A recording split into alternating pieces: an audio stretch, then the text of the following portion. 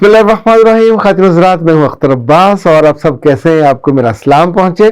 आप लोगों से मिल के, आप लोगों को सुन के और आप लोगों की बातें पढ़ के मुझे कभी कभी ये एहसास होता है, जैसे कहते हैं गुमान गुजरता है कि कहीं ऐसा तो नहीं है कि औरतें या लड़कियाँ दुनिया में सिर्फ दूसरों को अपनी मर्जी समझाने और अपने मुतालबे बताने या अपनी मर्जी का फ्रेम उनकी शख्सियत पे, उनके चेहरे पे सेट करने के लिए पैदा हुई है, पर ऐसा है नहीं है। सो याद रखिएगा, जो भी दूसरे की ज़िंदगी में जाएगा उसके फ्रेम में सेट होगा। इसको आसानी से यूँ समझें, जैसे हम किसी अदारे को ज्वाइन करते हैं तो अपनी जो भी हमारी मर्जी होती है, एक वक्त आता है जब हम अदारे की टॉप पे चले जाते हैं तो हम अदारा बन जाते हैं, फिर हमारी वहाँ मानी जाती है। लेकिन शुरू में जाते ही एंट्री लेवल पे आप ये सफ़र करो कि मैं चूँकि 12-14 साल पढ़ के आई हूँ तो मेरी बातें मानी जाएं, जो कलर मैं कहूँ वो पहना जाए, जो जुमले मेरे मुंह से निकले वो हाथों पे उठा लिए जाएं और जिन लोगों को मैं पसंद करूँ वो रहें, बाकियों को निकाल दिया जाए। वहाँ अफेयर किसका हो, किसको इजाज़त हो, किस पे सख्ती हो, ये आप तय करें। तो ज़रा शुरू में ये नहीं हो सकता। धीरे धीरे आपको अपनी मोहब्बत से, आपको अपनी लियाकत से, आपको अपनी वजाहत से, आपको अपनी अहमियत और जो हुनर है वो फिर क़यादत के मनसब पे आप पहुँचते हैं तो ये हो जाता है। मैंने बात आपकी खिदमत में, या कहते हैं गोश गुजार, गोश कान का खरगोश का, और इन्हें आपके कान से इसलिए गुजारी कि आए दिनों जो बच्चियां सबसे ज़्यादा तंग होती हैं वो इस बात पे कि मियाँ हमारी बात सुनता नहीं है या मानता नहीं है और हमारे मुताबिक नहीं चलता। अब उन लोगों को ये समझाना बुनियादी तौर पे तो उनकी तरबियत के दौरान होता कि बेटा आपने सुनना है, आपने मानना है। फिर जब आप उसके जिस्म का, उसकी रूह का हिस्सा बन जाते हो तो बात मानी जाती है।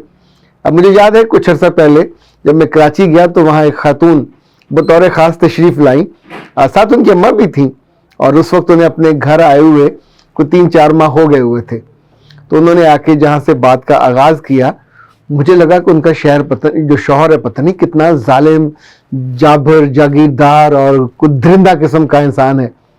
तो उन्होंने कहा कि मेरा एक बच्चा जिंदा है और मेरे 3 बच्चे मेरे मियाँ ने मार दिए। तो मैंने पूछा कैसे, गला घूंट के मारे, जहर दिया, क्या किया? कहने नहीं ये नहीं किया, इनफैक्ट मैं जिस बात को समझाती हूँ वो उसको समझता नहीं है, उस पर फिर मैं शाउट करती हूँ, फिर मेरा बीपी शूट कर जाता है। और प्रेगनेंसी के आखिरी दिनों में ये हुआ कि इतनी मुझे टेंशन और स्ट्रेस हुई कि उस स्ट्रेस की वजह से मेरा बेबी 1 नहीं, 2 नहीं, 3 फौत हो गए, और उनका जो कातिल है वो मेरा मियाँ है। तो मैंने उससे पूछा कि क्या फिर आपने उस कातिल से अलहदगी इख्तियार कर ली? कहने लगी नहीं, अलहदगी इख्तियार नहीं की, मैं ये चाहती हूँ कि वो किसी और से बात ना किया करे। मैं ये चाहती हूँ, वो किसी मार्केटिंग कंपनी में था, सेल्स में ज़्यादा 25-30 लड़कियाँ थीं, 25-30 लड़के थे। तो उस खातून का कहना था मैं ये चाहती हूँ कि वो किसी लड़की से बात ना किया करे, बाकी लोग मर गए, जो उनके मातहत हैं, उनके सुपरवाइज़र हैं, वो बात करें, ये क्यों बात करते हैं? खातिन हज़रात, ये दलील या ये बात, ये जुमला मुझे हजम नहीं हुआ। तो आप सोचिए कि मियाँ जो सारा दिन, क्या पंजाबी में कहते हैं, खज्जल ख्वार होके आता होगा, उन 50 लड़के और लड़कियों की रिपोर्टें लेके और उनको टारगेट दे के और उनको समझा के और बुझा के और डांट के। तो वहाँ जब आप बॉस होते हैं, अल्लाह माफ़ करे, आपका दिमाग नहीं ख़राब होता कि आप अपनी मातहत लड़कियों से इश्क लड़ाने चल पड़े या उनसे अफेयर करने लग जाएं। वो बेचारियाँ खुद मुश्किल की मारी होती हैं। अगर वो अवेलेबल भी हो, अगर वो राज़ी भी हो, तो भी कोई सेंसिबल बॉस ये अफोर्ड नहीं कर सकता, इसलिए कि इस पोजीशन पे शहर भर में या किसी जोन की आप जब क़यादत कर रहे होते हो तो उस क़यादत के पीछे आपकी गुडविल, उसके पीछे आपका इतबार, उसके पीछे आपकी सलाहियत, उसके पीछे आपकी इतने सालों की अर्निंग शामिल होती है, तब जाके आप उस मुकाम पे और मंजिल पे खड़े होते हैं। तो किसी एक बेवकूफ़, चाहे वो कितनी भी खूबसूरत हो, फिर सेल्स की लड़की है तो जो बात आपको नहीं समझ आती वो कम पढ़ी लिखी होगी, नंबर 1। नंबर 2, वो एक ऐसे ख़ानदान से होगी کہ جہاں ضرورتیں منہ کھول کے ہر وقت کھڑی ہوتی ہوں گی وہ ایک ایسے خاندان سے ہوگی جہاں بہت ساری بہنیں اور بہت سارے بھائی ہوں گے. اب سوچئے کہ وہاں سے کسی لڑکی کو لانا، اس کی گرومنگ پراپر نہیں ہوئی ہوتی، اس کو وہ کپڑا پہننا آتا ہوگا جو سیلز میں یا کسی سٹور میں جا کے کھڑے ہو کے آپ نے پہننا ہے. باقی زندگی میں اس کا پورا مینرزم فرق ہوگا، اس کا اٹھنا بیٹھنا بولنا. تو جو کلاس کا فرق ہوگا، جو باس ہے وہ باسز کے درمیان بیٹھتا ہوگا تو کل اپنی اس لڑکی کو لے کے وہ باسز کے برابر نہیں بیٹھ سکے گا. اس لیے عام طور پہ لوگ اپنی اتنی کئی درجے نیچے ماتحت لڑکیوں سے افیئر نہیں کرتے.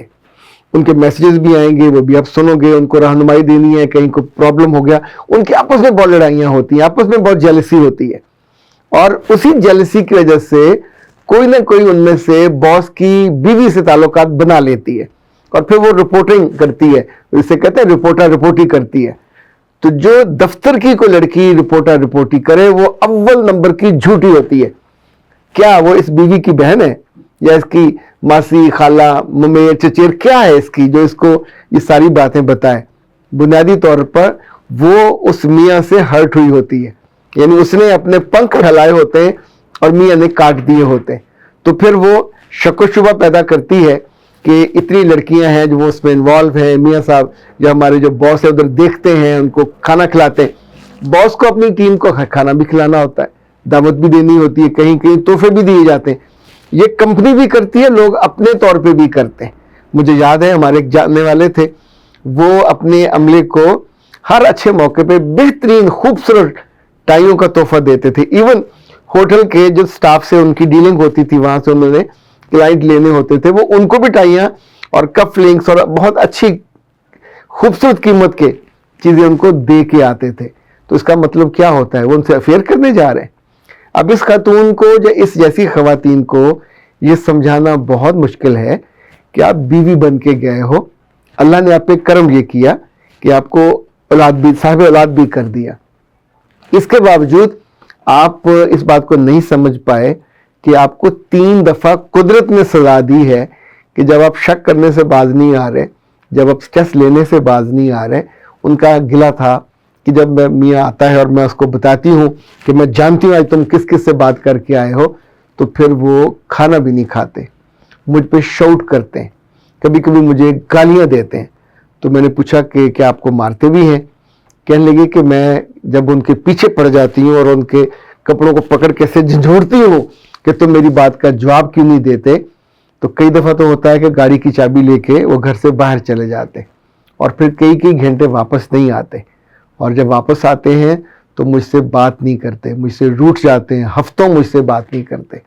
اور اب کہ ہماری لڑائی اتنی شدید ہوئی کہ انہوں نے مجھے گاڑی میں بٹھایا اور مجھے بچے کے کپڑے بھی نہیں لینے دیے، تو مجھے اپنی اماں کے گھر چھوڑ گئے اور کہتے ہیں کہ اگر تو تم نے بیوی بن کے رہنا ہے تو میرے گھر میں تمہارے لیے جگہ ہے، اور اگر تم نے میری دشمن بن کے، میری کسی مخالف کمپنی کی ایجنٹ بن کے رہنا ہے کہ مجھے دکھ دو، مجھے تکلیف دو، مجھے اتنا فرسٹریٹڈ کر دو کہ اگلے دن جا کے میں اپنے کام کو کما حقہ ادا بھی نہ کر سکوں، اور ہر لڑکی کو دیکھ کے مجھے اس سے اپنا افیئر یاد آیا جو تم نے میرا بنایا ہوا ہوتا ہے.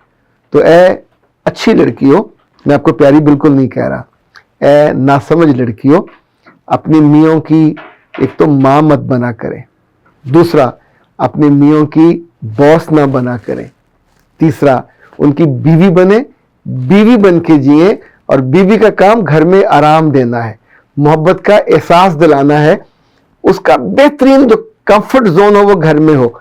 پھر وقت گزرتا ہے، ماہ و سال گزرتے ہیں، اولاد زیادہ ہوتی ہے، تو وہ میاں بھی آپ سے بات کرنے لگ جاتے ہیں. جب آپ کسی کو یوں اریٹیٹ کرو گے، تنگ کرو گے، لوگوں کی رپورٹوں پہ اس کو جھوٹا قرار دو گے، مکار قرار دو گے، اور اس کو ایک لفنٹر اور آوارہ قرار دو گے، تو پھر یاد رکھیے گا آپ کے تعلقات کی جتنی خوبصورتی ہے اس میں سے خے بھی باقی نہیں بچتی. سب تعلقات ردی کی ٹوکری میں جاتے ہیں، گٹر میں جاتے ہیں، اور آپ کے پلے بعد میں سوائے دکھ کے کچھ باقی نہیں بچتا. ایسے میں اگر آپ تھوڑی عقل مندی کیا کریں تو اللہ میاں کا دامن پکڑ لیا کریں، اللہ میاں کے پیچھے پڑ جایا کریں، اور دعا یہ نہ کیا کریں کہ میرے میاں کا سکینڈل نہ بنے، دعا یہ کیا کریں کہ میرا میاں کی جو بہترین ترجیح ہے وہ میں ہوں میرے بچے ہوں، اور ہمیں ایک دوسرے میں ہی ساری خوشی اور سکون ملے، اور میرے میاں سے کبھی گناہ یا غلطی نہ ہو. یعنی اس کو کمپریہنسو وہ دیں، پیکج سپورٹ دیں. صرف کسی ایک آدھ کا دیں گے، وہ بند ہوگا تو کوئی اور رستہ کھل جائے گا. دوسرا، اپنے کانوں کو اپنے میاں کی شکایتوں کے بارے میں بند کیا کریں. اور اگر آپ اس کی دوست بنو گے، اس کی بیوی بنو گے، اس کی لائف پارٹنر بنو گے، تو زندگی آپ کی آسان ہو جائے گی. ورنہ قدرت آپ کو بار بار موقع دیتی رہے گی، سمجھاتی رہے گی کہ تم ٹھیک نہیں کر رہے، اور اپنے تعلقات کو اور اپنی زندگی کو اور ان تحفوں کو اور انعاموں کو بھی ضائع کر رہے ہو جو قدرت آپ کو دے رہی ہوتی ہے. اختر عباس کو دیجیے اجازت. السلام.